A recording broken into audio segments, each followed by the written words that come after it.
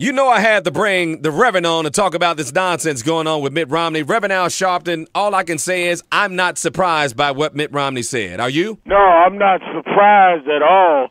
But I think that for those that are surprised or those that have been sitting around nitpicking on why the president should do this, that, or the other, trying to justify their inaction, this is just a real wake-up call on what we're dealing with. Anytime a man can run for the presidency of the United States and stand up and say 47% of the people are with the president because they are dependent, they will not take responsibility over their own lives, and offend half the country like that, I don't know why we wouldn't be camping out at the polls to make sure he doesn't get the reins of power, because he doesn't understand. He doesn't understand seniors on Medicare. He doesn't understand people in Medicaid. He doesn't understand people that have clearly been forced into circumstances beyond their control. I had a mother, a single parent, who grew up, for a while we were on welfare and on food stamps, and my mother worked every day. That's right. She just couldn't make ends meet. This is holding people in contempt while you advocate billionaires and millionaires get government subsidies and government bailouts. They're all right, but we're lazy and shiftless, and I hope this energizes us to show that we're not lazy on Election Day. I had folks call into the show, and we did this when we were at the convention, and said they're not voting. They told me straight up, Reverend, on national radio, they're not voting. What do you say to them? I'm saying to them, everybody that can vote and does not vote is voting for Romney and voting for people that feel that we are lazy and shiftless and have a sense of entitlement. A no vote is a vote for the other side.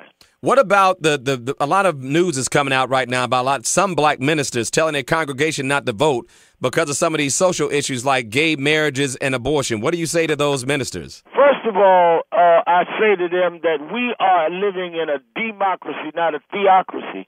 If we start legislating what is correct in terms of what we believe in the Bible, then that means somebody can get in office and outlaw the Bible. We cannot run the law based on our beliefs, whatever they may be. And I think for them to enter that is to do exactly the opposite of what we should be doing as ministers. Second of all, which sin are we going to decide should be illegal? Why not adultery? Why not coveting your neighbor's wife? I mean, why are we only going to take two sins that we want and not deal with all of them? And thirdly, if a pastor really believes that, then I want him to go to his church Sunday and tell all gay people, don't pay tithes, don't give in the offering. You take their money, but you're going to talk about if the president takes a position, don't vote. Quit being a hypocrite. If you really believe that, start it in your own church. Why don't you say what you really feel, Reverend? Why does this get you so upset as it does me and many other people? Because it's hypocrisy. I mean, I grew up a boy preacher. The first gays I met was in the church. Let's not act like we just discovered gays, and let's not act like we don't know what it is. And we've accepted them, and it may have been a don't ask, don't tell, but we knew who they were in the church and accepted them. Now all of a sudden we're going to get so sanctimonious and self-righteous. That is nothing but hypocritical.